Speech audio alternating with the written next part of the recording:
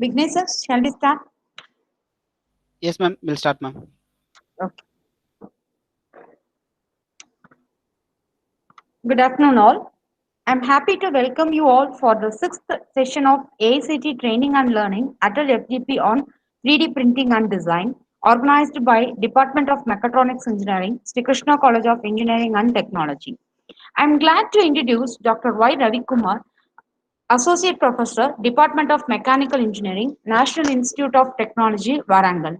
He obtained BTech degree in Mechanical Engineering from JNTU, ME in Computer Integrated Manufacturing from PSG, PhD in Mechanical Engineering from Osmania University, and postdoctoral research in 3D printing at Milwaukee School of Engineering, USA.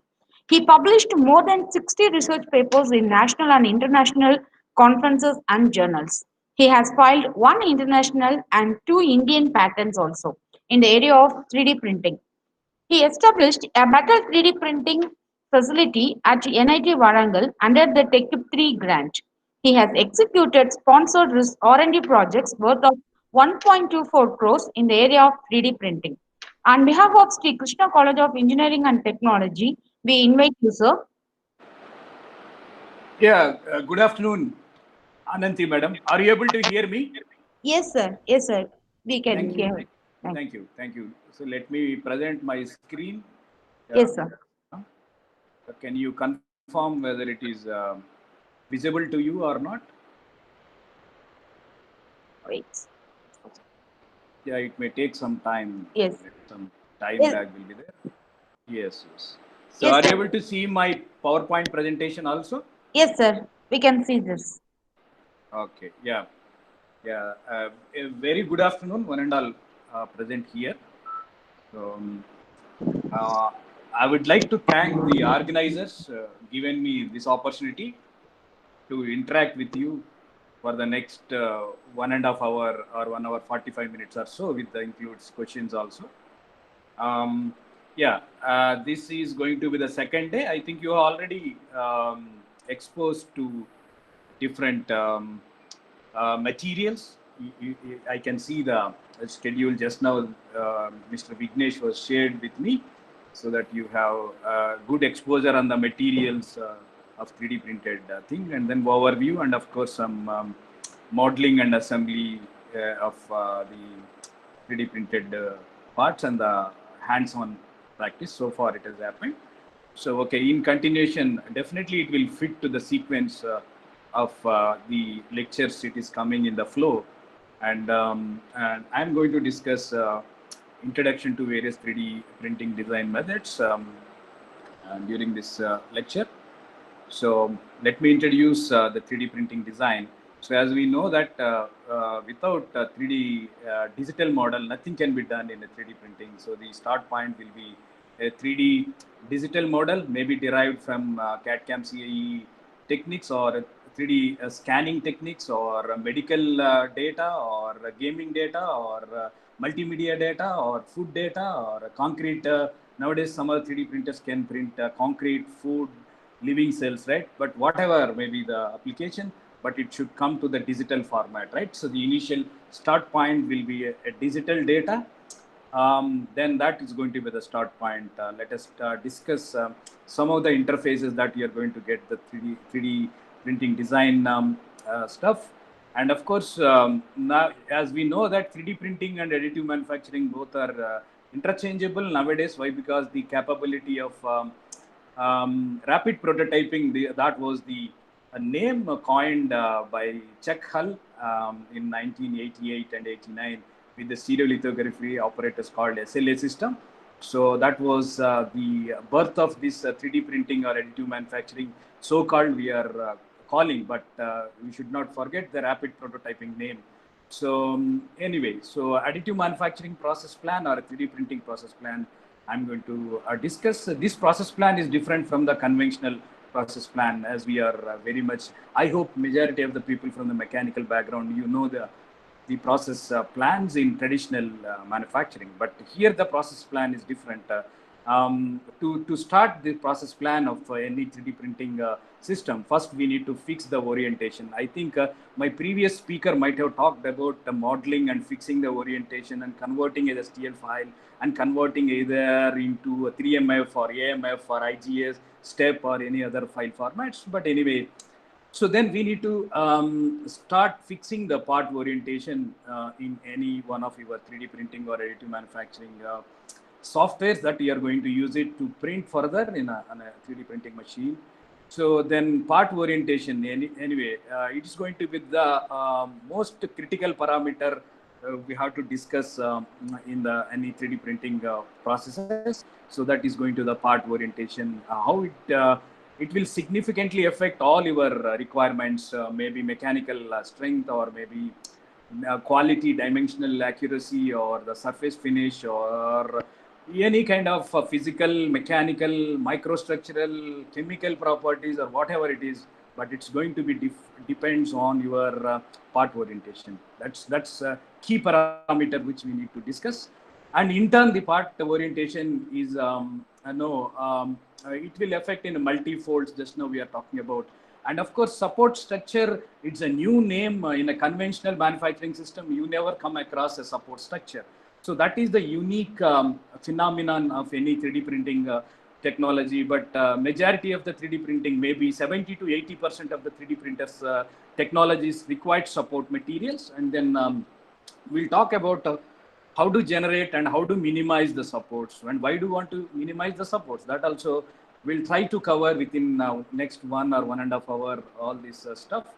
And then of course next step is a modeling. I can see in the schedule you have some hands-on also on Cura and other softwares. So of course we do slicing before going to the actual physical fabrication. We need to virtually slice the CAD model into number of layers. Again, depends on what kind of technology you are using it. So that will dictate whether it is a 100 mm or 100 microns or 300 microns or 10 microns or 1 micron. Some of the 3D printers can even print 1 micron, sub-micron also with the recent developments. But nevertheless, so then we have to talk about the slicing engine or the slicing algorithm, or how it's going to affect your tool path. Actually, there is no such tool path here. As we know that 3D printing is a toolless manufacturing, but the name is coming from the traditional CNC practice that you are very much familiar about tool path in case of CNC. But here there won't be any tool, but though it's going to be the code, something like a G code in case of FDM technology, and it may be a CLI or SLI. So don't worry about these terminologies. So it's going to be a kind of interface for the printer to run your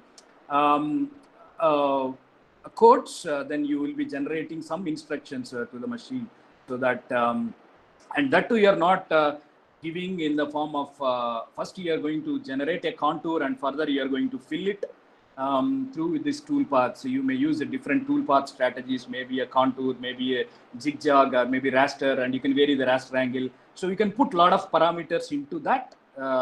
So I hope some of the people might have already users of the 3D printing DIY FDM based PLA or ABS based printers.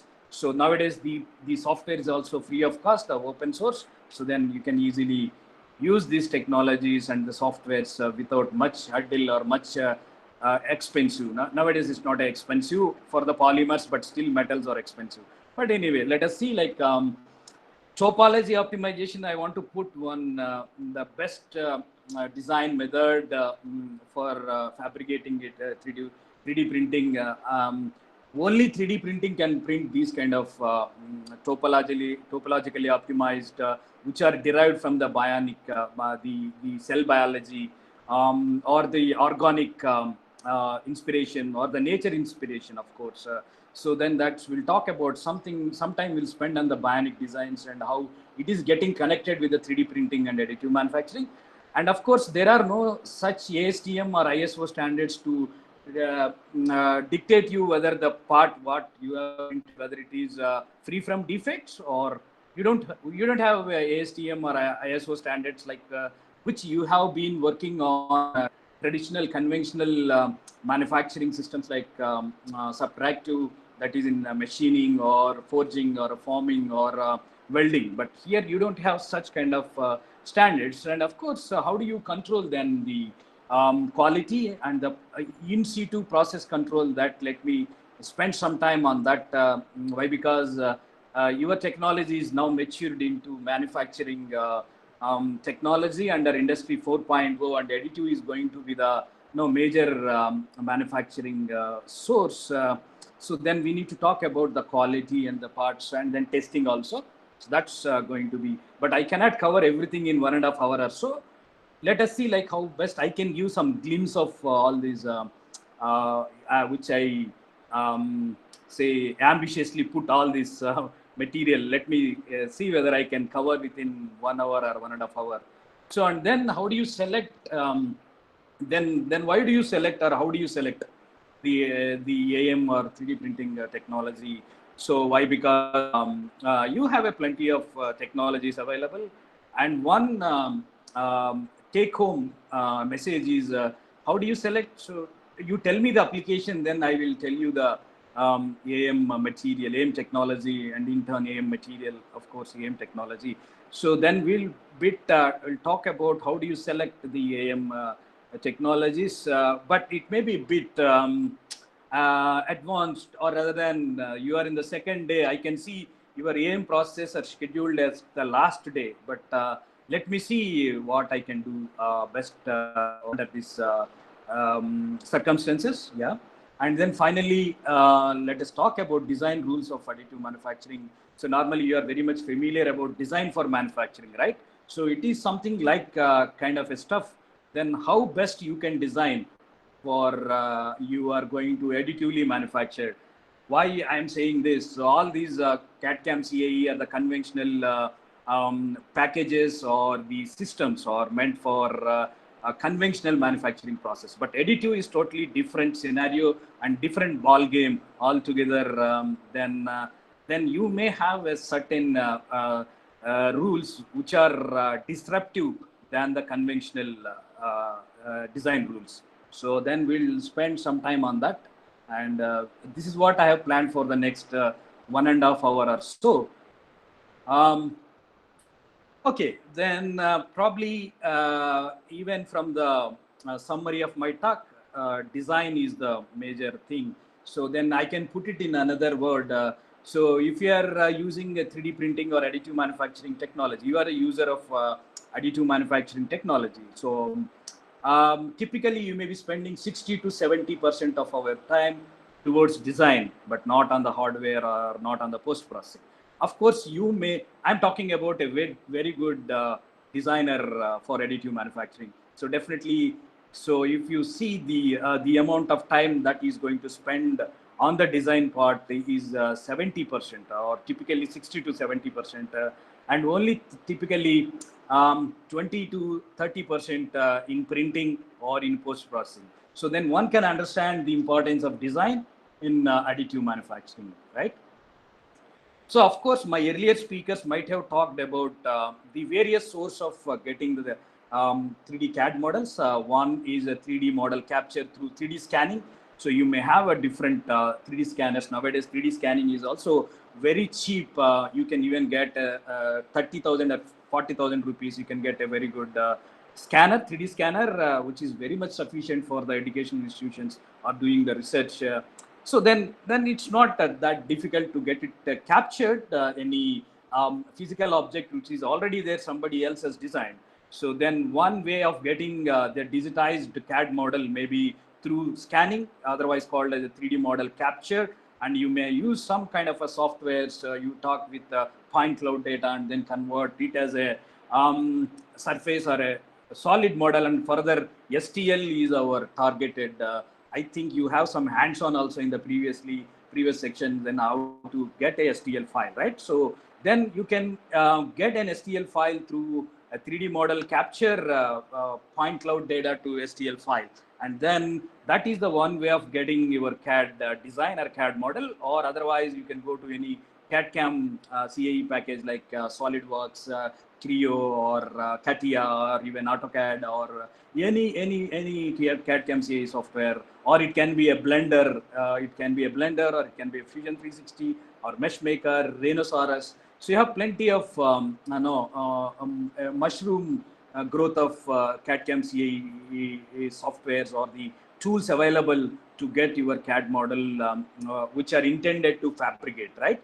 So then what next? So what next is like either you come out with the scanning or CAD design part, then your STL file may be having some kind of defects. Maybe, to name a few, maybe some triangle punctures, or maybe degeneracy, type topological degeneracy, or it can be a geometric degeneracy, or normal got flipped. Yeah, you can come across a lot of errors. Why? So, but that errors may be tedious if you are working on scanning devices or medical devices, medical scanners. As we know that 3D printing is very good in medical applications. Say you have a CT or a MRI scan data, then you will be reconstructing. Then in that case, you can encounter a lot of the errors. Then of course we do repair them. Then how do you do that STL or mesh file to repair? You have to name a few softwares, and then I will give you at the end of the presentation, I will give you a list of open source softwares also nowadays for doing mesh repairs. You can have a NetFab is the one software, and from Autodesk Mesh Mixer and Mesh Lab and other softwares, to name a few here, for doing repairing or checking the healthiness, and further it is getting corrected, and getting a watertight model. So probably you might have worked on the hands-on also. How do you get a watertight model in a SolidWorks in the previous sessions? But anyway, nevertheless, you talk with the watertight STL file after doing a repair, and then your slicer software or your slicer engine. So like again, you have open source software like a Cura or Simplifier 3D or Slice for Fusion. I can see in your schedule there are some hands-ons on Cura. Yes, Cura is only for FDM based PLA or ABS or kind of a thermoset plastics. It can work, but if you are looking beyond that, so then you have to go with other softwares also. Then that also list I will give you at the end. But nowadays it is not that difficult to get these softwares free of cost. You not spend lakhs of rupees to get these softwares, right? So then once you're done slicing by using this slicer software, and your tool paths or your G code kind of stuff generated, and now you may have a lot of CAD/CAM CAE techniques to do this job some extent, or some nowadays all these vendors are coming out with an additive manufacturing module. Either it is a CAD or CAM or CAE or any kind of simulation softwares that the traditional CAD/CAM CAE vendors. So they are looking for additive manufacturing modules to integrate all of their softwares. So apart from that, then you have some design libraries or the open source 3D CAD models you can download free of cost. Say, for example, now you are looking for some kind of a mask for COVID-19. So then you can go to Thingiverse. There is a website called Thingiverse. Or you can go to GrabCAD, or you can go to MyFactory. So then you have plenty of opportunities, or the repositories where you can download your models free of cost. But be careful, don't use it for the commercial usage. You will be liable for the kind of IT Act, right? So it will come under the IT Act.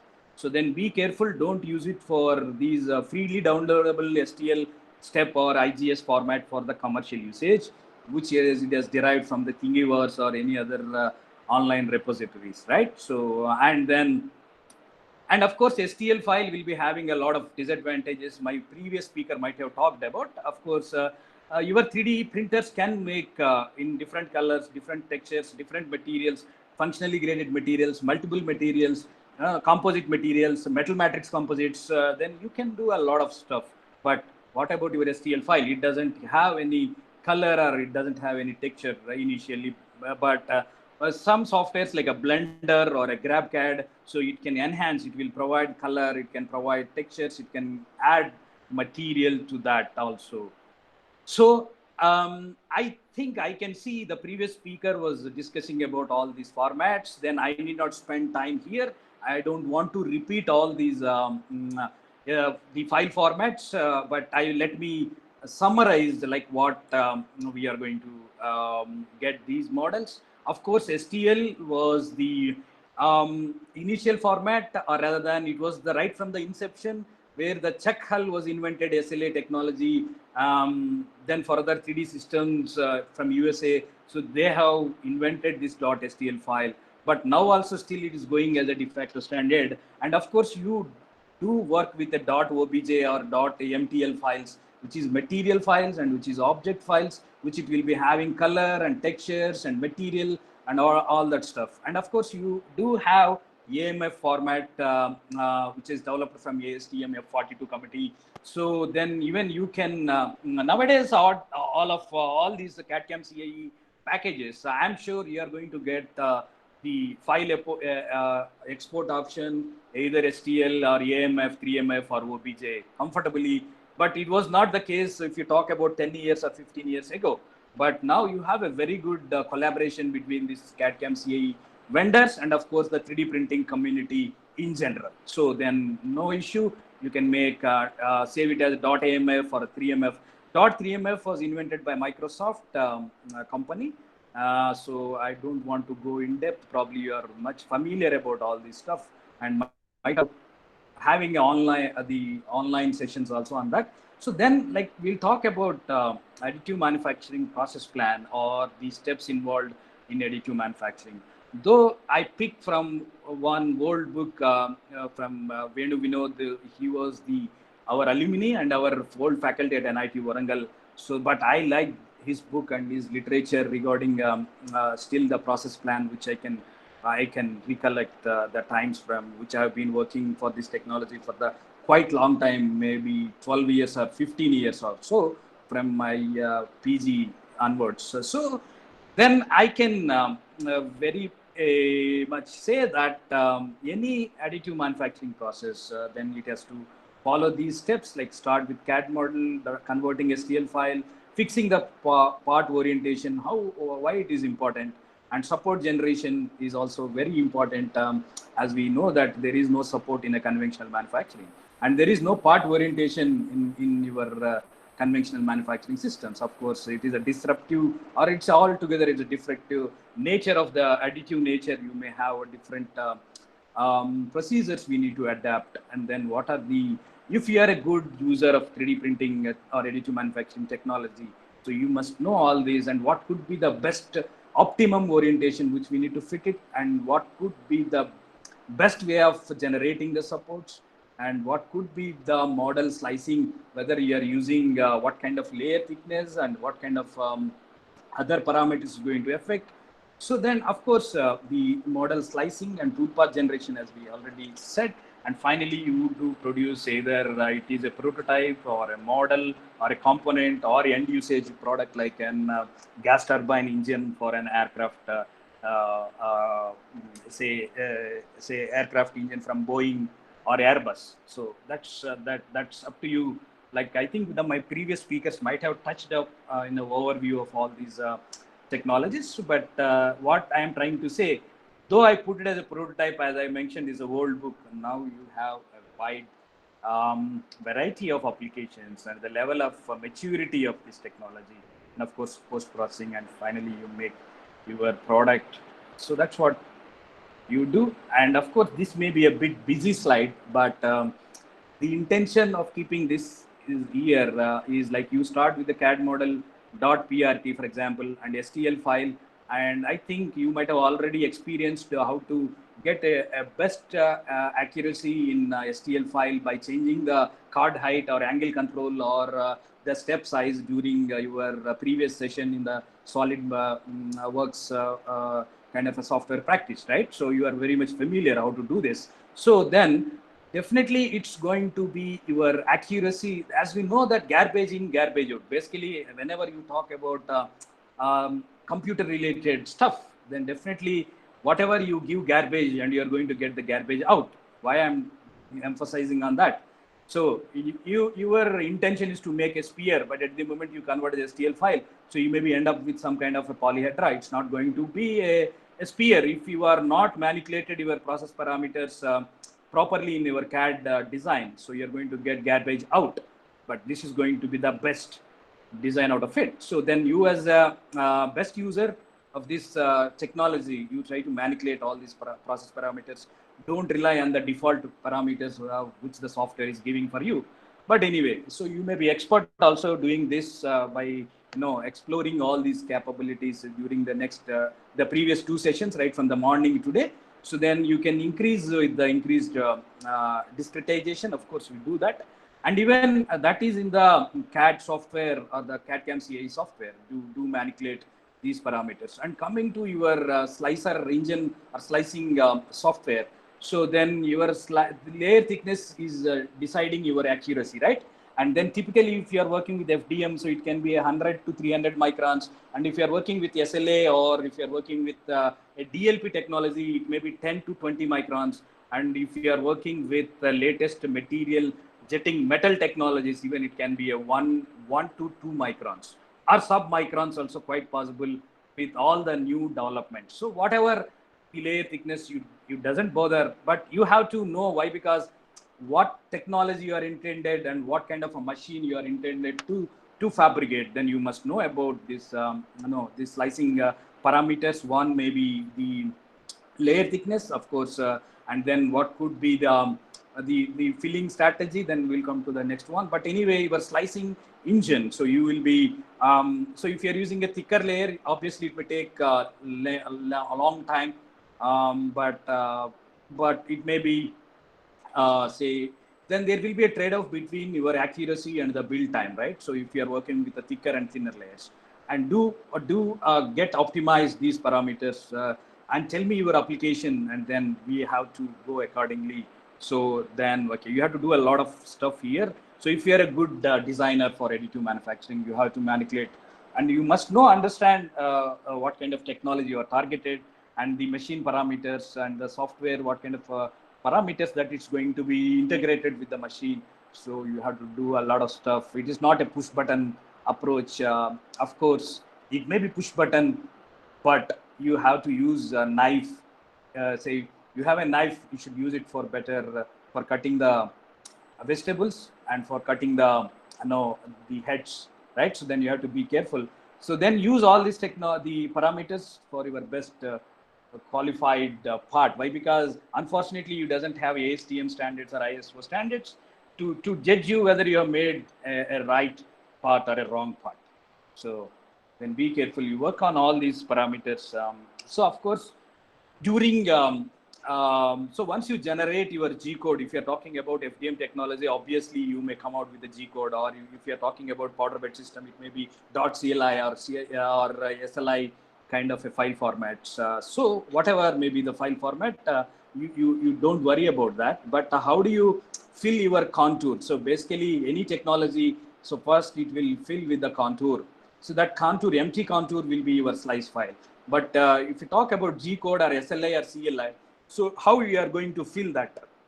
So I can fill, the beauty of this technology is, as you know, that I can make a 10% dense part, and I can make even 100% dense part, right? So that is the beauty of this technology. Then use your process parameters in the right way, and in such a way that you can get your part up to the requirement or the designer intent to get your parts, right? So then, of course, it may decide your density, as I just now I pointed out.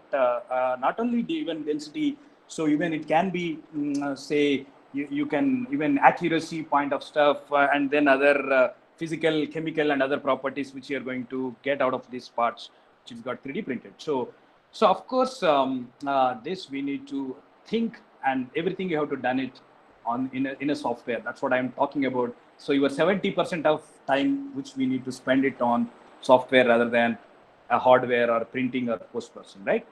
So then orientation is the one biggest concern for any additive manufacturing system. Say, for example, if you orient this part in this orientation, So you may have a little bit of inaccuracy here and there, and you doesn't have any deviation or the staircase effect. Normally you call it a staircase effect, but you don't have a staircase this portion. And of course you have a slightly up facing other positive staircase or positive material, which further in the post processing we need to remove it. So that is the state if you fabricate this. So too much of flexibility is also leading to a lot of difficulties in 3D printing or ready to manufacturing. So you don't have a choice in conventional manufacturing to fix your orientation, right? So, but here, once you have a more flexibility and then you have a more constraints or the more limitations, then you have to work all together. So if you are orienting this like some 45 degrees, so you can see each and every layer there is a staircase effect. So then one can understand the effect of your part orientation. So for your accuracy or for your, of course, mechanical strength also. So you cannot expect the one sample you made through horizontal, vertical on the 45 degree and one sample in horizontal. You cannot expect the same strength of these parts, which has made different samples, different orientations, right? So then you have to work on these part orientations. So yeah, like that, not only this, it's affecting the accuracy, so it will affect each and every outcome of your part which it's going to fabricate it. And of course, slicing your slice or the layer thickness, if you're going with very thick layers, and of course you can quickly finish it, but you have a lot of error. But you can have a medium layer thickness, you can further reduce the error, or you can go with the finer, very thinner layer, but it again there is a trade-off between your accuracy and the build time. So then you have to come out with optimum settings of this. That is another job for you to come out with the best optimum the not only orientation, the layer thickness, and to name a few. So if you talk about metal 3D printing, nearly 100 to 150 parameters are there, which is going to judge your accuracy or the further or any other outcome of your part, which is going to fabricated through additive manufacturing, right? So then support structures also probably, so different orientations will give you the different amount of support structure, but a good design for additive manufacture. So we'll do a tweak the design in such a way that almost nothing, so maybe 1% of support can be used with your design for additive manufacturing magic, right? So that's what I'm talking about. So sometimes we need to really redesign the part, which is tuning to your technology, right? So that's going to be the lot of demand once you are looking for some kind of research or some kind of opportunity, business opportunity, or some kind of a new trend you are looking at in additive manufacturing. So it's going to be the design for additive manufacturing. Yeah, that's the key. But anyway, so then I don't have much time to discuss in elaborate. I have already took half an hour to introducing this, but like of course you may have a 5 criterions to fix the orientation. Either it is a Z height criteria or a surface accuracy criteria, or it can be a base material criteria, or it can be a mechanical property criteria, or it can be a support structure criteria. So then you can have, say, typically, if you talk about all these criterion, so you may have 5 possible orientations, which is catering to the different requirements of your the product.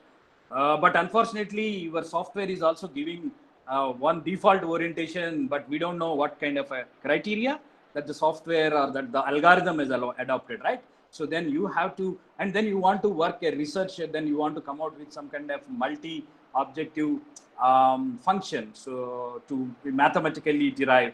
So then it's an open research for you, like guys who are looking for kind of some research problem. So then you can work it out in that way. So then you have even the angle, your orientation angle is playing a vital role. So if it is less than 45, or you have a different accuracy kind of stuff, you have more error rather than if you are increasing the part orientation. So then you can find less error than lower angle theta. So you can find a lot of error than for a given same layer thickness, right? So then you have to be careful while fixing your orientation. So it is directly judging your accuracy of the part, or the error it's going to accumulate further in the next step. So of course, as I already given some hint, 0 degree, 90 degree, 45 degree, So you'll get a different fracture mechanics of these parts, samples. You can make some ASTM sample and test it. So you will get a different fracture mechanics for different orientations. And of course, you do work with the cost models, and then the total cost maybe consists of pre-processing cost, that is design, the services. So you may hire some application engineer, or you may hire some design engineer to do a design for additive manufacturing, or so or you may take some lease of one of the proprietary softwares. So that may be the cost of your pre-processing cost, which is related to design and the software related stuff. And of course, building cost, that depends on the machine hour rate and things like that. And material cost, again, so if it is a FDM based technology, the raw material of filament may be 1100 rupees or 1200 rupees per kg. And if you have other side, if you are using a metal 3D printer, the titanium powder may be 20 to 25,000 rupees per kg. So then, of course, depends on the material which you are processing it, then you can come out with the material cost. Of course, if it is a support material, then you add them the support material cost also. And post-processing cost, like how do you remove the supports? And if it is a metal part, then we do a furnace treatment, we do short pinning, then we have to add all that post-processing cost to your part. So that's going to be the total cost, right? And then if somebody is interested, you can refer, there will be a lot of literature, mathematical models, and simulation models are derived. I don't have much of the time to discuss all these research topics. Probably one exclusive topic is there on your schedule. She may be going to talk about all these research areas, but at this point of time, so then let us move. My intention is to say here is your part orientation is directly judging your surface quality, in turn your cusp height of your part. And then of course, minimizing the supports, that is another concern. And then to summarize, you may have some thumb rules, or you may have come out with some kind of conclusions, say based on the design. Say, for example, something should be maximized and something should be minimized. And what are the things that should be maximized? So of course, if you are having a perpendicular surfaces, better you maximize, fix that orientation, which is giving a more number of perpendicular surfaces, and of course upfacing horizontal surfaces. And if you have a hole, and better you align the axis of the hole along with the slice direction, and you maximize those kind of stuff. And if you have some curved cross sections, but don't align that as a vertical plane, that is the Z direction, that is a build direction, but better you light in the horizontal plane, you can eliminate your staircasing effect, right? That's the thumb rule. And even better you increase the base surface area for the better stability of your part. And those are the things which we need to maximize. And of course, we do minimize, like you have sloped surfaces, better your orientation choose in such a way that your sloped surfaces should be minimum, and overhang should be minimum. And of course, trapped volumes, especially if you are working with some kind of SLA, DLP, or powder bed systems, then we may be much worrying about the entrapped volumes. So then better you fix your orientation in such a way that it should be minimum.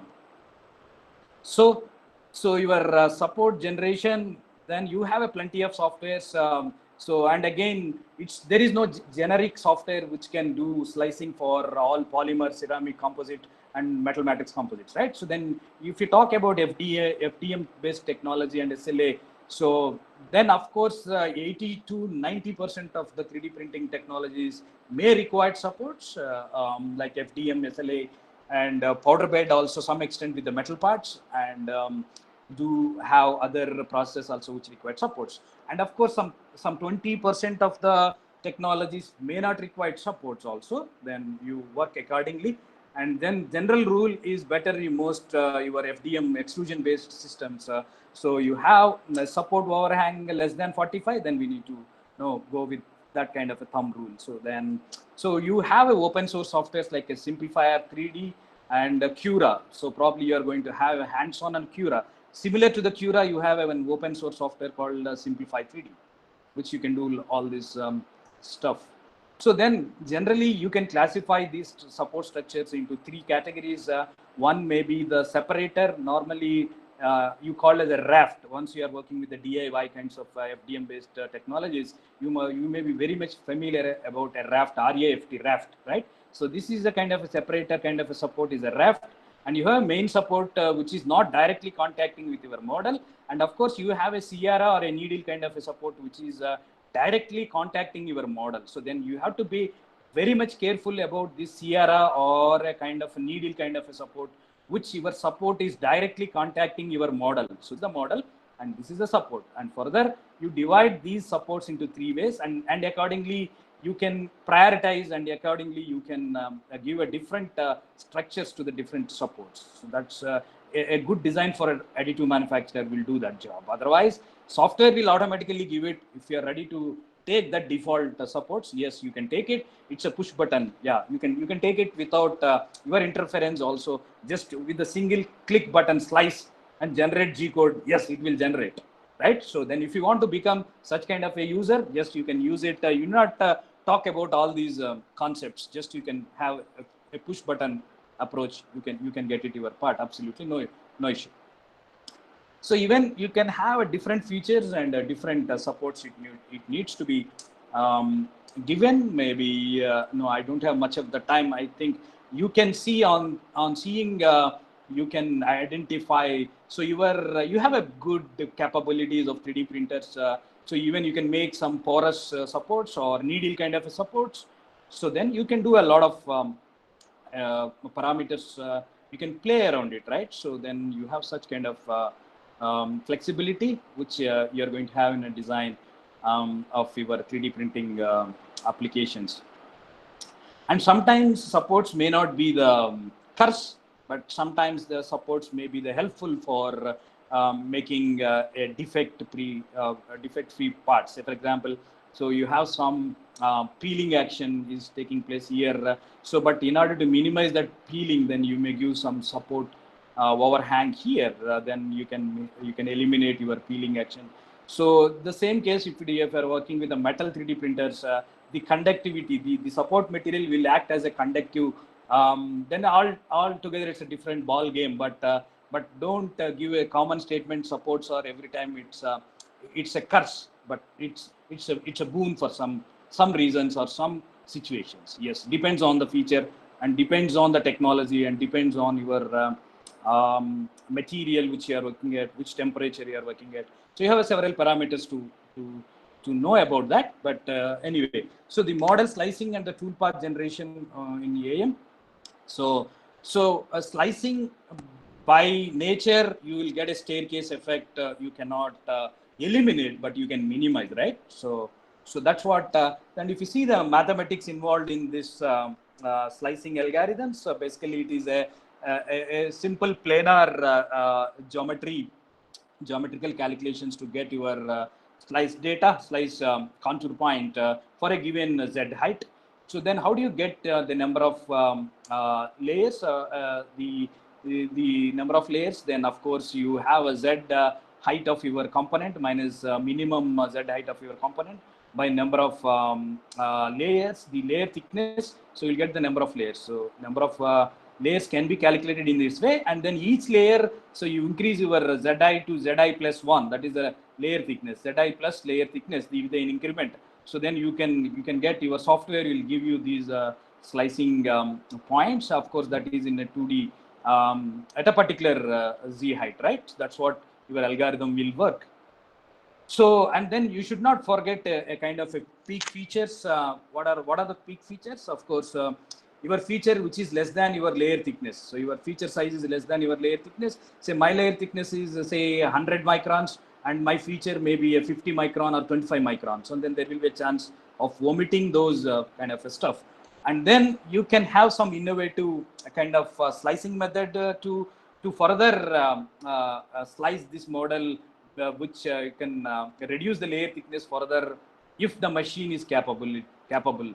So then we have a long discussion on that. If somebody is interested, we can debate on that also. So purely it depends on your technology that you are going to use it, whether it is a laser technology or electron beam, or it is a heater, a mechanical system, or several factors will come into picture.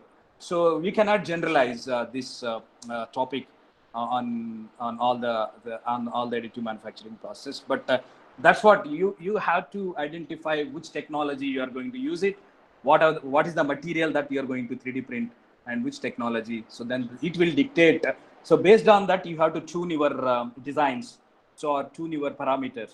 So okay, then once you will get this slice data, that slice data, you have two options. One maybe either you can join them through a clockwise or a anti-clockwise. So that depends whether that particular feature is external to the external feature or internal feature. So that will be the syntax and semantics of this contour data. And once with the previous simple mathematical equation, so you can get these slice points and join it. And this is a slice plane, and this is your STL file, so which it has the triangular facet, right? So then where you are getting these points, these slice points, right? 1 2 3 1 2 3, and you have this one and this one, and here, right? So then that depends on the geometry, and then we are going to create these slice points, and further you're going to generate the contours. So the contours, again, it may have parent-child kind of a relation. So of course, so you can come out with your own kind of organizing these data. Yeah, you can very well do that kind of stuff. So otherwise, first you understand your Cura software. It's an open source software. It's a free of cost. You do not buy from any one of the vendors. So then you can buy. You can download a free of cost as for your 64-bit or 34-bit or Windows or Apple or any other OS. Then you can download free of cost, and then you can analyze so how it is getting taking these organizing your software or algorithm is doing such kind of thing, and you can come out with your own innovative algorithm to do that job. And of course, CLI, like your G code, normally you are very much familiar about the G code in case of a CNC and in case of FDM technology also. But if you talk about other than your FDM and other SLA or RepRap kind of machines, and you have metal machines or other makes of machines, but unfortunately you don't have a common format like STL or 3MF or AMF in case of contour data. So then each vendor is having its own proprietary kind of .CLI, .SLI or other formats. But if you see any in general any slice data, so it will be having a contour data organization means total number of layers, and first layer again. So how many contours that the particular layer one is consists of, and each contour again say how many the contour points. Just now earlier also we are discussing these points, the x, y, and z coordinates of those. Basically, it is it's a polyline. So it's a 2.5D kind of a data, any layer, right? So it's going to be that information if you go in depth or syntax and semantics of your CLI. So that is about the first layer and second layer and so on and so forth. So I have 100 layers, all the 100 layer information will be saved. And if at all, if you want to do some research and you want to tweak these, or if you want to come out with your own code to interface, yeah, you can do some MATLAB coding or any other, whichever you are good in that. Of course, you can very much do a research in that area also. So, and then once I got the contour, and then how do you feel that contour, right? So that will be judging your strength, the surface finish, a lot of all the parameters. So I'm talking about the outcome of your product in terms of accuracy, surface finish, or any other properties. So then how do you fill it? You may have several options to fill your contour, right? So I can go with horizontal filling or vertical filling, or combination of horizontal, vertical, or it can be a raster angle or contour raster, a combination of. So I can do a several stuff. So basically, my FDM head or my laser has to sinter, or has to cure, or has to melt, or to deposit, right? So whatever maybe the technology, but your tool or your technology has to extrude or melt it, or the cure it, or binder jetting, then we have to jet this kind of things, whatever maybe the technology. But we need to understand what is the mechanics behind that, and the software, how you are going to work. But of course, your software is by default is giving all these parameters. So if you are comfortable, so then you can click one press print, right? So then you not bother about all this stuff. So it's a push button game. The 3D printing is all about. So Then topology optimization, probably nowadays you are very much familiar about this word, topology optimization and bionic design. So then how do you connect these methodologies to your additive manufacturing? Yes, so you do that. So then you may be very much familiar about the conventional parametric designs, the generative designs, and the topology and the bio I'm going to talk about. So you may have a topology optimized design, something like so you can reduce the weight and you can reduce the part count, and of course you can come out with some lattice structures. Otherwise, you cannot machine these lattice structures, right? So then why? Because it has inspired from the nature or the bionic cell cultured inspiration. So design is not the goal, manufacturing is the goal, right? So if you design this and if you are giving it to the CNC machine, so it won't build this kind of accurately, it cannot build, right? So for a CNC machine or for a conventional casting or forging method, you never attain this kind of lattice structures, right? So then you can use the such kind of applications where you have your designer might have inspired from the nature or the biology or cell biology or topology optimized. So then you may have some softwares to do exclusively this job in topology or Frustum or from Altair or from Autodesk, or even nowadays all CAD/CAM CAE vendors also coming out with some kind of topology optimized kind of modules or the design techniques, right? But my intention here is design is not the goal. I want to fabricate it. So then how do I print it? How do you fabricate it?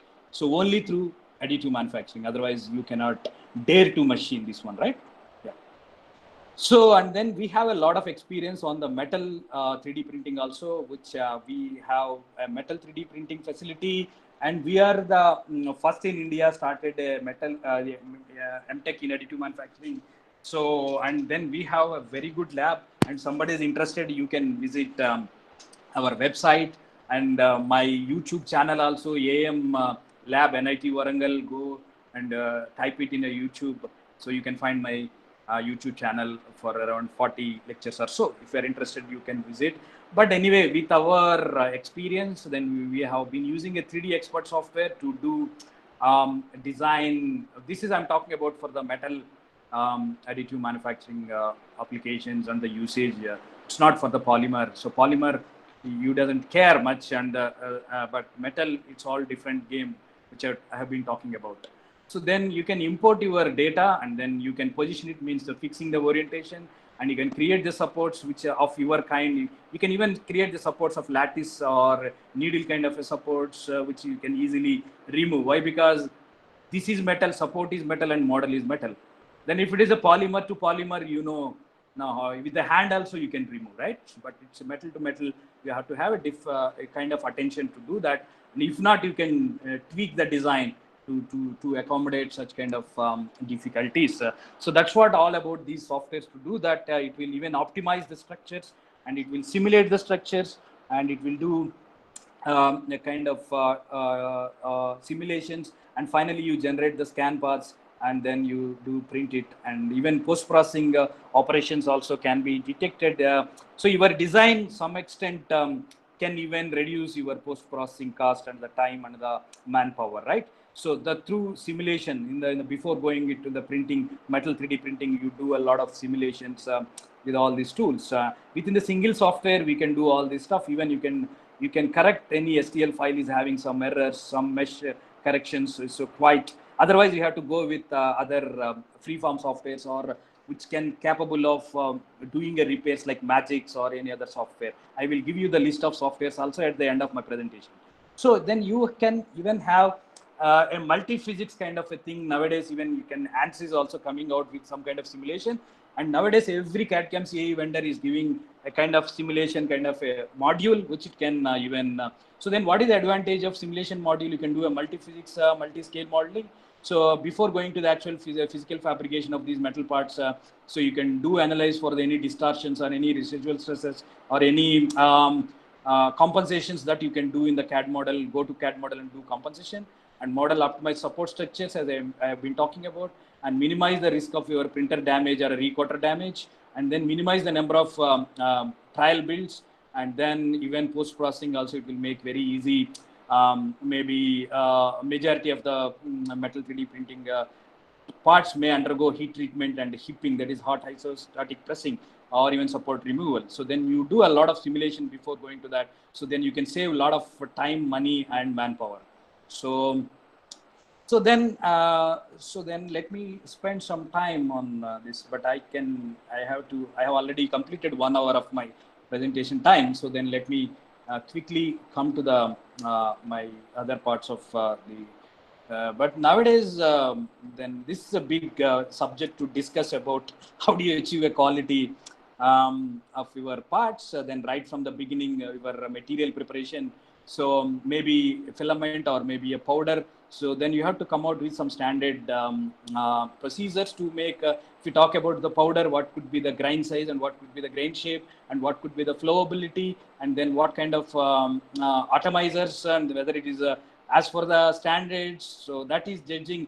These are very sensitive machines, right? So it may be operating with a laser or electron beam. So then we have to be careful right from the material preparation and the characterization of the material and process environment. You may have a moisture airflow that may be affecting your quality, and even machine parameters like laser power, nozzle monitoring, temperature.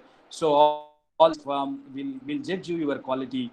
And to name a few here, so typically it may be around 150 to 170 process parameters, which is judging your quality. I'm talking about metal 3D printing. I'm not talking about the polymer printing, but polymer printing is altogether different ball game.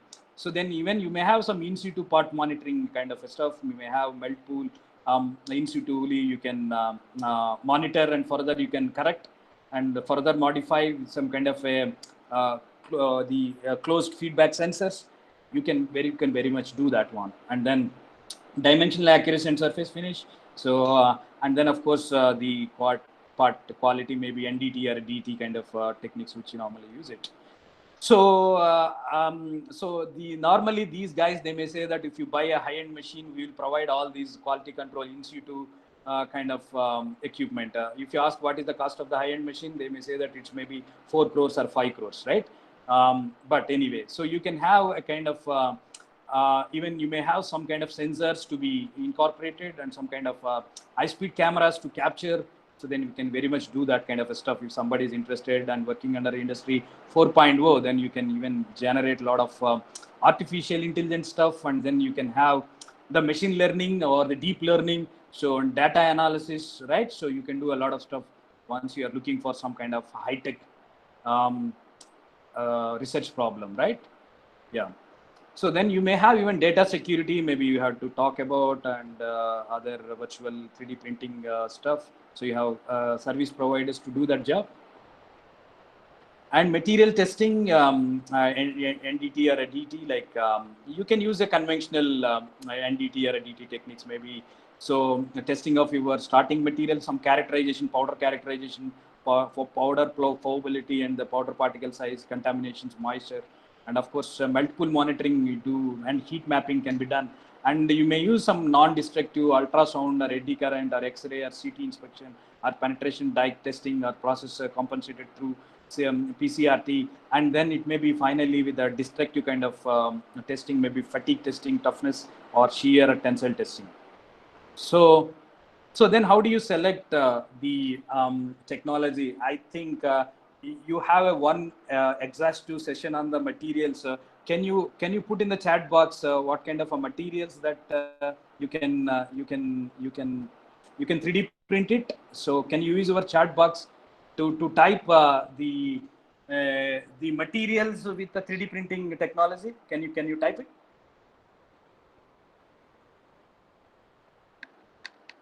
Yeah, it's a polymer. It's all are polymers. Only polymers you are typing, mine.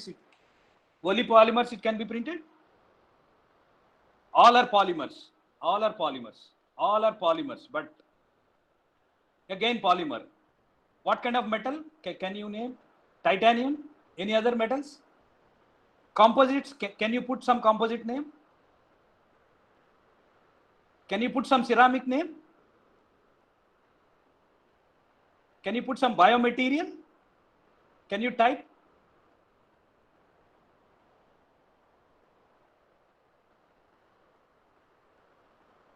Aluminum carbide? Okay. Okay, good, great. So, so then we'll proceed.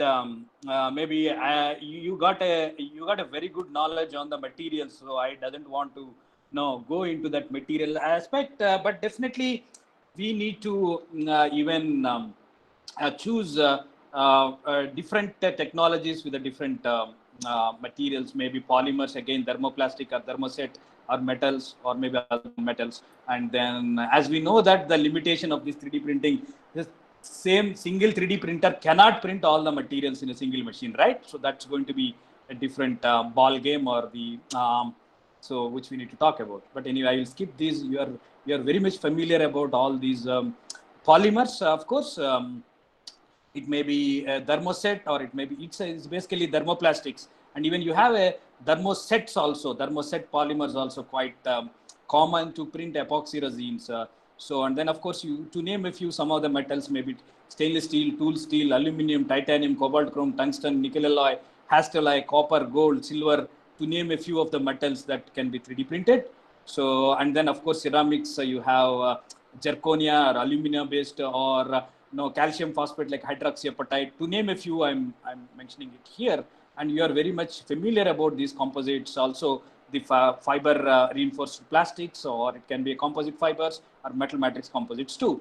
And other than those standard materials, even nowadays you can 3D print wax, you can 3D print sand, you can 3D print glass material also, you can 3D print concrete, and you can 3D print living cells, you can 3D print skin also, you can 3D print food also. Other than the standard materials, you can even print these organic, or a living biological material, or any other materials which won't fall under the standard material classification, right? And of course, FGMs, you are quite common, and metal matrix composites, or can easily gettable. So then fine, then how do you select your AM technology? By the application. So then your application may be functional application. Again, what kind of, say, whether you're using it just for the checking the form and fitment. So then you talk about tolerance, whether you're looking at what kind of tolerance, expected tolerance, maybe plus or minus 0.5 mm, better go with FDM. But you're looking for plus or minus 0.3, go with SLS. And looking for plus or minus 0.1 or less, then go with the material jetting or SLA or DLP technology. And if you are looking for the strength-based application, and then looking less than 30 MPa, go with the FDM. And looking for 30 to 85 MPa, and then go with SLS. And greater than 85 MPa, go with DMLS, SLM, or FDM with fiber reinforced composite. So then it is quite through FDM also you can achieve this kind of greater than 85 MPa, right? And then special properties, if you are looking at chemically resistive, go with SLS. And heat resistive, flame resistive, SLS or SLA or DLP. And biocompatible and food safety, go with DMLS, SLM, FDM or SLA or DLP. And flexible material and highly elongation, go with FDM, SLA. And looking for a soft rubber kind of material, go with material jetting, SLA, DLP. So to name a few, these some of the choices of this technology based on your application or the functional requirements of your and then you are looking for visual appearance, smooth surface finish, and you are not looking for a kind of support. You have some something on that it's showing like support marks are not accepted, so then go with SLA or DLP. It's okay, then go with material. Not okay, go with material jetting, and okay, then go with SLS or DLP. And looking for a kind of a textures on the top of your surface, either go with a wood fill or a metal fill or a rubber like kind of a material. This is through FDM, or again you check with any one of this technology which will fall which criteria, right? And then full color you are looking at, go with the polymer, so which is a material jetting technology. And then you're looking for some sand, go with the binder jetting. So yeah, of course you have to choose the appropriate technology as for your application. So that is a different concept, right? In any additive manufacturing or 3D printing applications. So let me come to the last part of my presentation, that is design rules for additive manufacturing. So what kind of a design rules that we need to follow? So of course, probably this lecture should have been after all the 3D printing process, but though I will give a glimpse of it. Say for example, you may be getting confused, or some people may be knowing about a future deposition called FDM, stereolithography, SLS. You may be familiar, right? So you are looking for some kind of hello, hello, hello. So can you mute that participant, organizers? Somebody is no. Hello. Yes, sir. Yes, sir. I will mute, sir. Support, you have some supported walls which is printed through, if it is a FDM technology, so then you cannot even go with the 0.8 or so. I'm talking about the minimum possible the thickness of this component, this feature I'm talking about. So if you are coming through FDM technology, so you can 0.8 or above only it's possible. You cannot come down to 0.7 or 0.6 of this thickness. That's what my intention. And if it is SLA, even you can go with 0.5 also. And again, SLS is a 0.7. And you're looking some kind of unsupported wall. So then it should be 0.8 and it will be 1 in case of SLS. But anyway, SLA and SLS, it doesn't require any supports. Then it doesn't mean it not applicable for here. And support and overhang, of course, 45. And it's needed less than 45 in fused deposition, it needed a support. And every time for SLA, it needed a support. And of course, SLA doesn't require any supports at all. And if somebody is looking some kind of embossed feature and some engraved feature, yes, you can fabricate through. If it is FDM, it should be 0.8 and 2 mm height is the constraint. And if it is a SLA, you can further go up to 0.4 also. And then if it is SLS, it may be 1 mm wide and the height.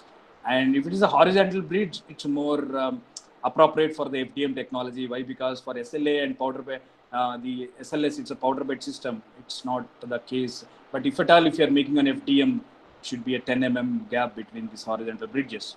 And if you're looking at smallest hole to be printed, so if it is FDM, you cannot print less than 2 mm hole. That is the minimum diameter of the hole you can print to FDM is 2 mm. And if it is SLA, of course, you can go with the 0.5 mm. And if it is SLS, it may be 1.5. And further, if you compare the same features for the material jetting, binder jetting, and the DMLS system. So material jetting, it's a 1 mm, and binder jetting is 2 mm. And direct DMLS, it's a 0.4 mm. And same feature I'm talking about. And it's a material jetting 1 mm, binder jetting 3 mm, direct metal sintering 0.5 mm. And for the kind of this support overhang, support always required for material jetting, and binder jetting doesn't require any supports at all. And supports always required, especially if it is metal, and polymer it may not require. And then you have again the embossing and the engraving 0.5 mm and 0.5, 0.5 and high, and 0.1 and high. So for DMLS. And of course, it is not applicable for the material jetting and binder jetting. Why? Because it won't come under that kind of. If it is a FDM and kind of a DMLS only, if it's a DMLS, you're using this and it's 2 mm. And of course, the holes 0.5 mm in case of material jetting, and 1.5 mm in case of material jetting, and 1.5 again with the DMLS. And if you talk about, you have some connecting moving parts or the assembly.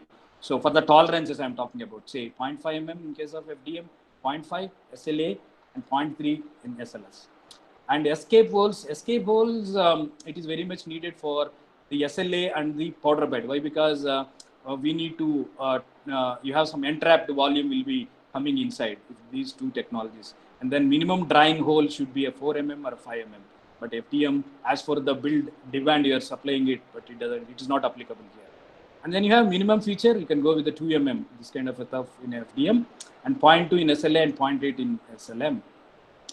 And pin diameter is 3 mm in case of FDM, and SLA you can go up to 0.5 also, and 0.8 in case of SLS.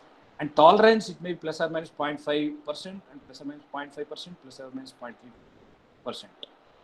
So, and material jetting 0.2, and it's not applicable here. And then you have escape holes also, it's not applicable here. It's a 5 mm hole, it should be minimum, and 5 mm. And feature 0.5 mm, 2 mm, 0.6 mm. The pin diameter 0.5, 2 and 1 mm. And tolerance plus or minus 0.1, plus or minus 0.2, and plus or minus 0.1. So these are the some of the design rules or whatever you call the minimum features that you have to keep in mind that, just now you can see the values are different from technology to technology. So then you have to, if you are a very good designer for additive manufacturing and using all the technologies, you must understand all this. And if you refer the Purdue University's C Design Lab, so they have come out with different matrix, the matrices. So then you have some matrix, let's say some weightage will be given for the complexity and some weightage will be given a functionality and material removal weightage and unsupported feature weightage and thin feature weightage and stress concentration weightage, tolerance weightage and geometric examples. So then if your score is too high, so then means the deviation is too high, then we need to redesign the entire stuff. So, or that is 33 to 40 the score, then we need to redesign, and 24 to 32, then consider for the redesign. Need not, it's not a mandatory, but it's a mandatory to redesign, or strongly consider as a different, it's moderately, or it doesn't require any thinking also if your score is between 8 to 15. So in this way, you can talk about your design for additive manufacturing rules some extent. So by adopting these kind of features, and let me conclude my talk maybe by giving the last tools. I can see you have exclusively some software lecture, but what I'm trying to do for the next 4-5 slides. So let me give you some kind of tools or softwares available. Probably the other speaker, software speaker also may talk, I don't know. But anyway, I am the previous speaker to him, then I can, and very well connected to my lecture, then I can give you some of the tools or the softwares that you can looking at, or you may be using it, or you are intended to use it, maybe proprietary software or maybe the open source softwares also. I kept all the proprietary as well as open source softwares. So I have given highlighted will be some open source softwares with the more frequently used open source softwares. So I think CAD design tools, I need not talk. You are very much familiar about the 2D and 3D CAD modeling softwares like your Creo or CATIA or SolidWorks. But apart from that, you can divide our modeling CAD CAM tools into a free form tools. So free form tools, like you can have a Blender is a open source software. So then you can use it without paying anything. It's a open source software for the free form or artistic kind of applications. And of course, Lightwave and then Studio Max, Maya, and these are proprietary softwares from Autodesk. You know that. And then Cinema 4D or GBrush, Sculpt GL. So these are all free form or artistic kind of tools. And of course, Tinkercad is one, again, a free form software meant for engineering applications. Of course, it's a very user friendly software, Tinkercad. It's a free of cost.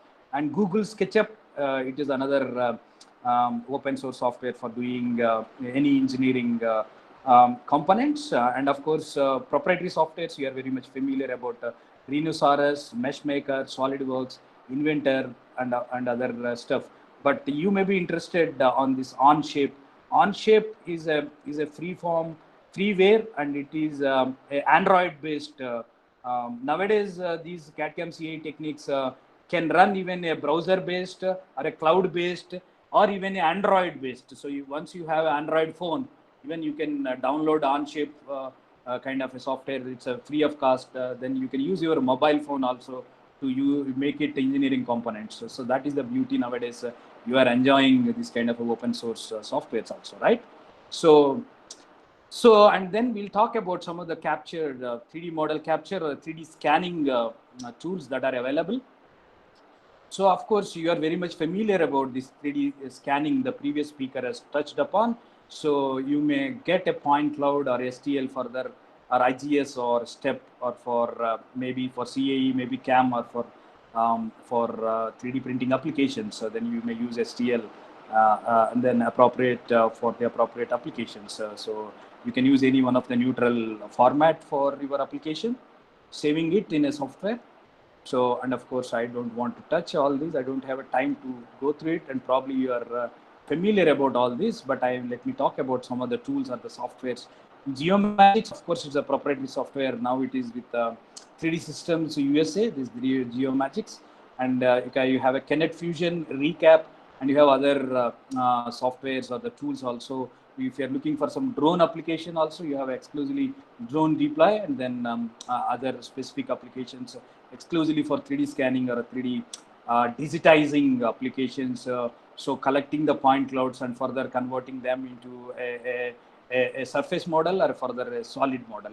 It's quite possible with all these tools.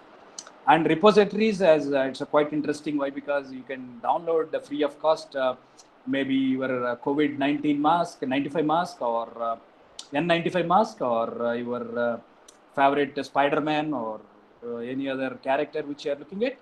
So, of course, to name a few, these are all open source softwares or the repositories or the websites. You can go. Some people may be asking for the subscription, but without subscription, also like Thingiverse, there are millions of CAD designs are there, but don't use it for the commercial purpose. You will be liable for any Information Act. But maybe personal usage, you can very well use it for these models, which you can get it through a GrabCAD or a Thingiverse or my Mini Factory, PinShape. So you have plenty of all these are open source and free of cost. You go to visit their website and you can download. Some may require some subscription and some may not require subscription. So then you can download STL or STEP or IGS or .prt or .part or .dwg. So you can download it, no issue. And medical, so anyway, you have a lot of medical image processing software. So I don't want to touch the process of it. Somebody else may be talking exclusively on this. So, but I can talk about some of the softwares or the tools which we have been using it. Mimic software at our lab, Thematic Mimics, and Magix is another software from Materialize. Of course, these are the proprietary softwares, but still, if you are looking for some open source software for medical image processing software, converting your CT, MRI, DICOM images into STL file and further surface and solid models. So I prefer to suggest you. So the 3D Slicer is an open source software which can capable of converting your DICOM images into STL or STEP or any other file format which you are looking at. So then mesh repairs, and somebody is looking for to repair your STL meshes, then you have free softwares also. But anyway, I don't want to touch. The earlier speaker has given an exhaust to talk on that. But and you have a hands-on also during right from the morning today. But anyway, so then you can have STL repairs if you are doing if you are looking at maybe Mesh Mixer, Netfab will be the two best options. Even the open source software also, Mesh Mixer, you can try. It's a free of cost. So then for the somebody is looking to repair your STL mesh, yes, you do work on this. And of course, Magix is a proprietary software. It's a costly software, though. And then you can try with Mesh Mixer. So I will give you the suggestion, better go with Mesh Mixer. Almost all the capabilities that the Magix software is having. Why? Because I used both. I can have the privilege to tell you such kind of thing. But anyway, you can have a Cura software and Simplifier 3D for exclusively for slicing. From here onwards, you have a slicer softwares like Cura, Simplifier. So I will recommend either Cura or Simplify 3D. Though you have other open source, but all works for only FDM or SLA or DLP kind of a kind of what you call a Prusa kind of architecture. It will work, but not all the metal and polymer composites. It won't work. And topology optimization, as you are very much familiar about the topology, like why? Because a design is all about coming out with different what you call different versions or the different design options, right? So it may be the standard conventional design with one of the one of the Arup, there is a one company in Switzerland. There is a the construction company, so they do develop, design, and fabricate the constructional equipment. So one I picked from the Arup. So this was the standard design, but through additive manufacturing or through topology optimization, so you can make it more scooped material, means like we can make it more lightweight, right? Why? Because it's a bio-inspired, and of course further next level of version, the further optimized design is with this. And even they checked for the Van Mises stresses for all the three designs, which we can see the stress concentration through a Van Mises scale. So which it's giving almost not much of the stress, right? So, and that's what they have fabricated through additive manufacturing. And these is one of the a heavy bridge. So the cables will come and join. So basically, this is what the actual 3D printed part, which is fitted onto these cables, the wire cables, and this is one of the support for the bridge, heavy bridge, right? So then that's what your additive manufacturing is all about. Then what are the tools that are available? So then I will recommend Altair OptiStruct for doing topology optimization. Though you have other softwares also, maybe you can try if you are interested. So then these are some of the topology optimized softwares or the tools available in the market. And let me conclude with the simulation software. The 3D printing simulation software, again, polymers, you have a different softwares, and metals, you have a different softwares. So then nowadays, all these CAD/CAM CAE vendors also coming out with their own add-ons or modules. From the ANSYS, there is a additive print module. They are claiming that it's going to be simulated. I'm not sure. I never used this, but they are claiming it. But I'm comfortable. I have been using this 3D systems 3D Expert, so which everything we are doing it in a single software. So simulation, supports, topology optimization, some extent, but not fuller extent, of course. And then supports tackling and all that simulations, and even some kind of internal stresses simulations, or we can do that. And even the other players under this simulation software, you can see here. And maybe Hexagon Simufact additive. This is also nowadays a very good tool for your metal also. And then if you are looking exclusively for the polymer, you can have a Digimat additive manufacturing from E Extremes. And then Autodesk also, Netfab, some extent can be. And then from the Siemens, you have a NX Sim Center. So it will. They are claiming. I am not sure.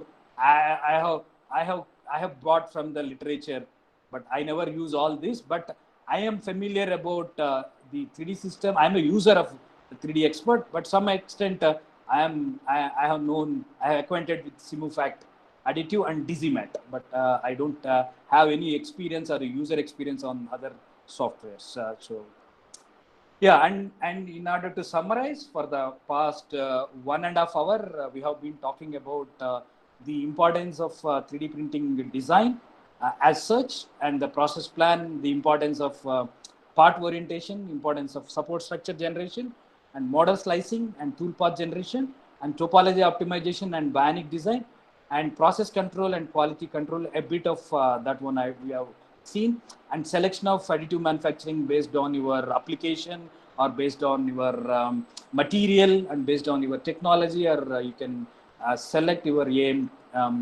technology, and design rules for additive manufacturing. And of course, finally, we have been in the last part of my presentation, we are talking about some of the 3D printing tools or the softwares for doing various activities. Whatever we are discussing, all this, and apart from that, simulation and post-processing requirements also through simulation. So can talk about all these tools, right? So that's all my presentation from my side. So then I will be handing over to the organizers we'll have some Q&A session. So then over to you, Vignesh and other people, the organizers. Yes, sir. Yeah. Yes, sir. Dear participants, do you have any questions to ask, sir? please. You can put it in the chat box also.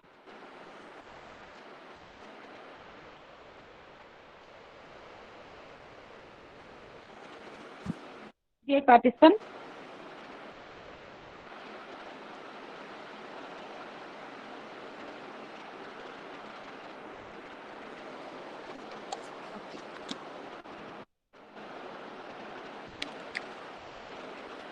Vignesh sir? Yeah, we go. One We minute. got a query. Yeah. So the questions are posted in the chat box, sir. Do you asking me to read out and answer? No, they are asking, shall I read, sir? Yeah, please. Can you help me out to read out? Yes, Because sir. it is Yeah, going yeah. up. Yes. So Sure, can you, sure, sure. Yeah, can you Is the layer organize? height? Oh, yeah. Yeah, I'm reading, sir. Is the layer height matter for accurate printing? Of Is course. the first question. Of course. Layer thickness is the, if you prioritize the accuracy, then the first prioritized process parameter is the layer thickness. That layer thickness, again, it depends on, if it is FDM, you cannot even go with 50 microns will be the minimum that you can go with the FDM, but you can go with 5 microns also if you are working with uh, some of the latest technologies from say material jetting systems, and DLP also some extent you can go with 20 microns or so, but definitely it's going to be the number one parameter. If you prioritize the accuracy, then yes, so the layer thickness, layer height will be the first one which we need to address, or which we need to set, or which we need to take care about. Yeah. Okay, sir. Sir, please let us know about the design of multifunctional part. Yeah, of course, design of multifunctional part. So you can use .obj or .mlt file. So for STL file, it doesn't support any say different materials, or even it doesn't have any material support, right? So then you can use a .obj and .mlt files to design separately. So, and if any one of your CAD/CAM CAE system is able to save, allow you to save import as .mlt or .obj, some extent it will be okay, or otherwise you need to tailor made. Or if you talk about the polymer printing, if you are, I don't know whether your intent is polymer multifunctional part or metal, but anyway, so if you let me talk both. But if you are working with the polymer multifunctional material, like say you have some region where it's a flexible in nature, and some region where it is a more rigid in nature, means so then you can go to a technology which is of material jetting technology. So if you see the classification of ASTM, you have a 7 kinds of classification. So then you go with the material jetting technology. So the material jetting technology, each and every vendor, so they will be giving a software. So which your STL file, in turn, it will be assigned to different materials at the different regions of your design, and further different grades of your material. So that's the same case. It will be applicable for the metals also. Yes, you have a DED system, so which it can print FGMs, the functionally graded materials. So you have a separate software to do that, but not all the conventional CAD/CAM CAE softwares will support these kind of a modeling technique. So I hope I answered your question. Yes, sir. Thank you, sir. Any graph chart is there for material selection for combining properties? Is the next question posted, sir? No, chat means you can visit 3D hubs, which I picked. These whatever I presented is one of the service providers of additive manufacturing across the globe. Then you have 3D hubs. So just you can go to 3D hubs um, website. So you can find. So you may be looking some kind of Hashbay kind of chat, but I'm not sure if that is your intention. But yes, great. Yes, yes. Yeah. Oh. Yeah. Sir, also they're asking for major research areas in 3D printing, sir. No, actually, you are going to have a separate session on that at the last. I can see. I can see, but no. I'll, anyway, you asked the question. Like, I think I have been talking about several research areas also. If you follow Yes. my 1.5 hour lecture, especially for the design related issues. So design related issues only the main criteria of your research area. Why? Because so if you talk about hardware research, what you are going to do in a hardware research, you are not going to develop any new technology. So in that case, you may file the patent also, right? But definitely, if you are looking at your research problem, so one easiest way of doing it, people have been doing it is you take some process parameters and then you make some coupons, right? I don't know whether you are looking such kind of problem or say so that depends like you have a plenty of research areas. Each area is why? Because this technology is very new and no ASTM standards available on the market, so and ISO standards also not much available. So then whatever you are taking, how do you improve the accuracy, so and how do you improve the mechanical strength of these parts, which each one is a one research problem. So why? Because so polymer, you have a plenty of work is happened, but you can look it on the metal side. But as of now, metal 3D printing is a costly affair.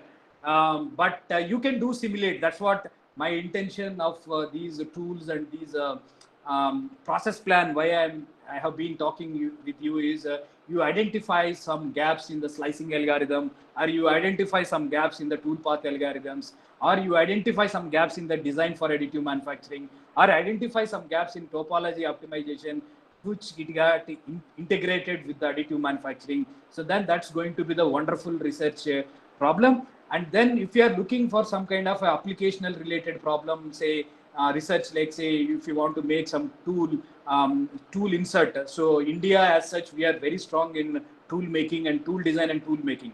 So then you can come out with a innovative tool design through conformal cooling channels. So that is going to be the best research area once you are looking for the application oriented research.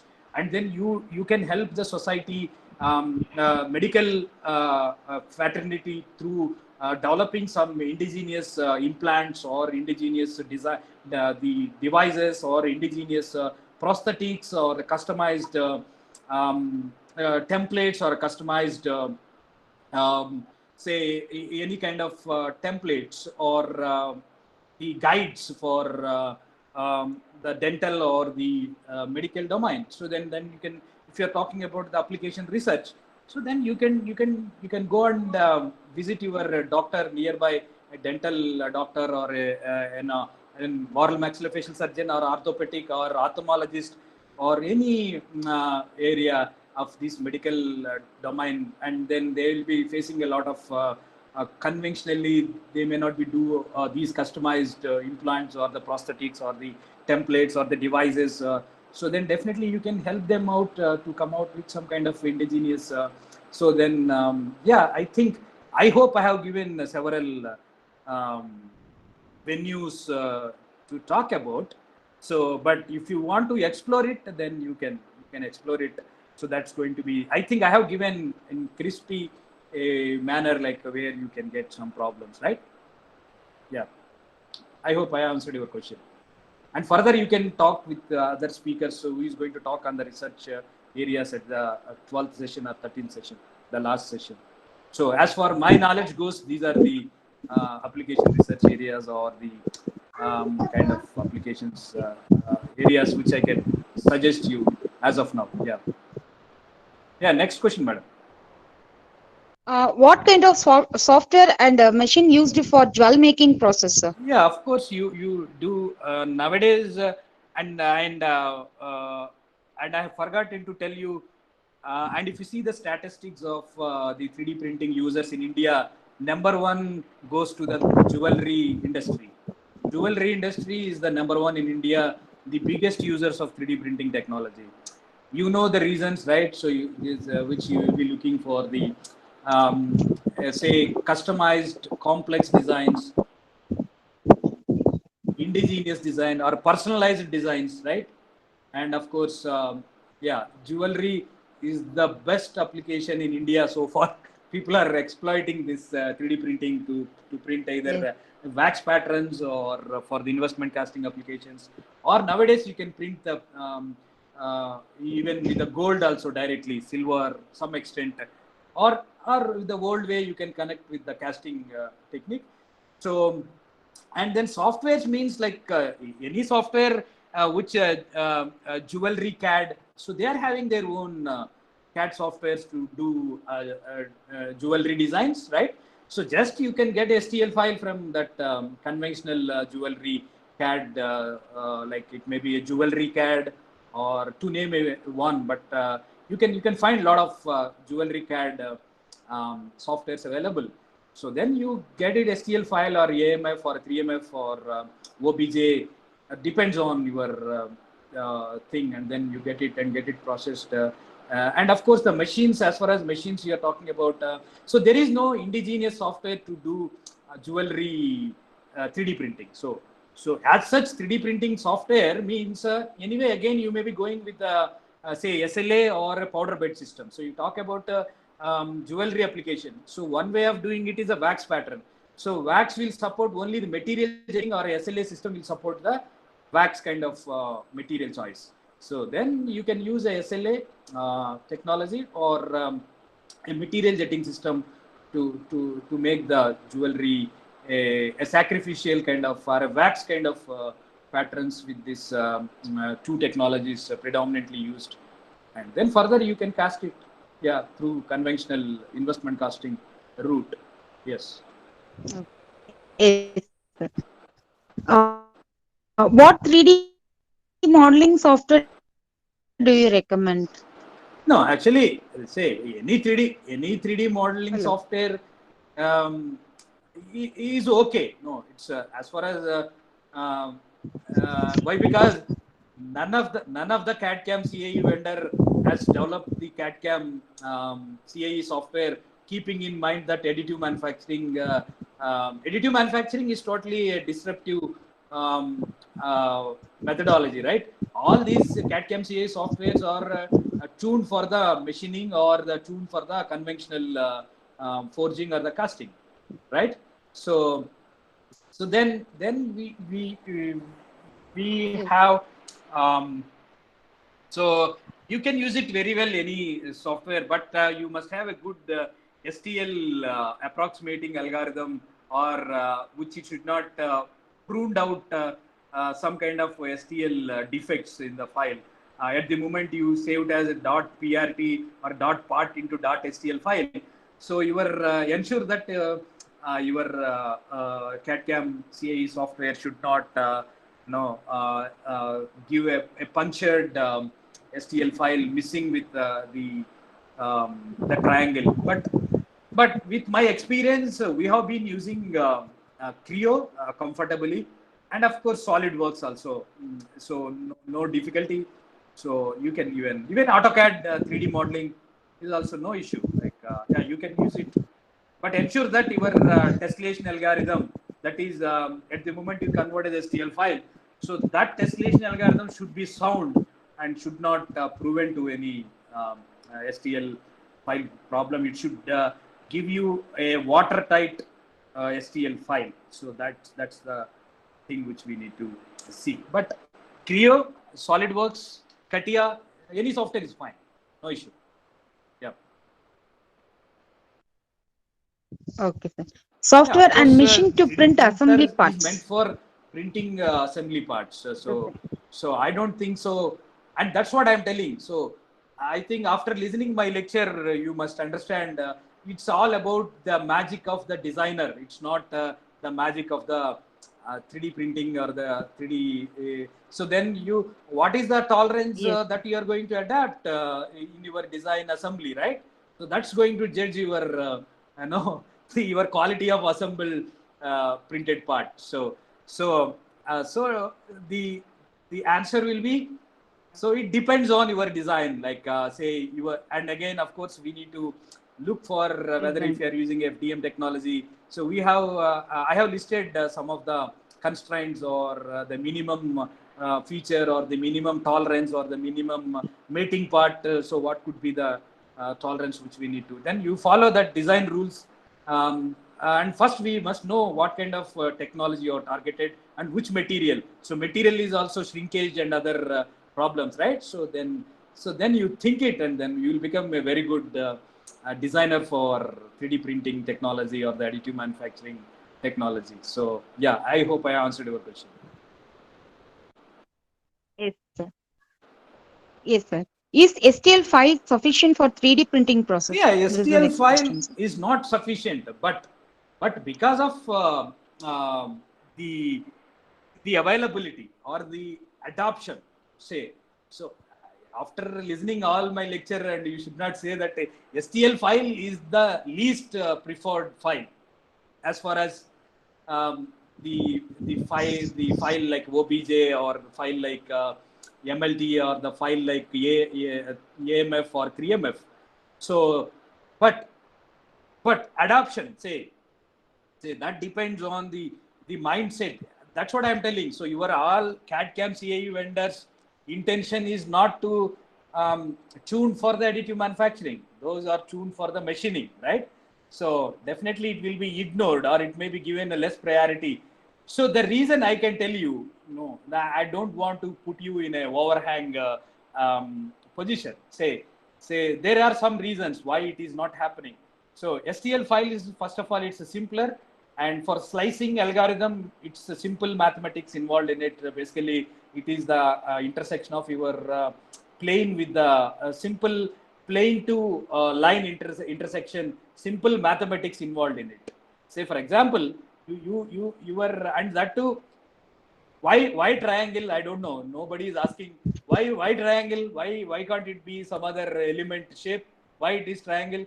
Of course, it is the simplest form of the polyhedra. So the triangle in the polyhedra family, the triangle will start with the three sides, right? So it's a simpler to represent and further to slice and further to give the supports. Further computationally, it is very easy and less expensive computationally. So if you are using a NURBS curve, or if you are using a BREP, or if you are using a CSG, so and all together are B-spline curve or any other Hermite curve or a Ferguson curve. So then what about the mathematics involved in it? So that will become more cumbersome. So that's what nobody is going to touch. But if you are a researcher, so yes, you can try your own NURBS based surface. Why it should be triangle? You can develop your own the mathematical formula for getting the intersection point of your the plane to the NURBS curve or a B-spline. You know the B-spline equation and you know the plane equation. It's simply, if you take it in 2 dimension, it's simply a line, right? So then I think so that is the reason. I hope I have given more elaborated answer than which you have expected. I hope so. Yeah. Yes, sir. Yes, sir. So that's all the Oh, questions okay, posted, sir. thank you very Thank you, much. sir. And then we are on time also. Yeah, I Thank. think we have crossed 3:42. Yes, sir. Yeah, it's okay. Yes, sir. Thank you, sir, for your valuable and very informative session on this. We are very happy to hear from you, sir. Thank you. And I would like to thank all the participants for your active participation in this FTP. Thank you all, and we will meet on tomorrow. Thank you, sir. Thank you, one and all. Thank you. Thank you. Thank you, sir. So the feedback form is posted in the group. I mean, what in the chat box, and also it will be posted in your WhatsApp group also. Please fill that. Thank you, participants. Thank you once again.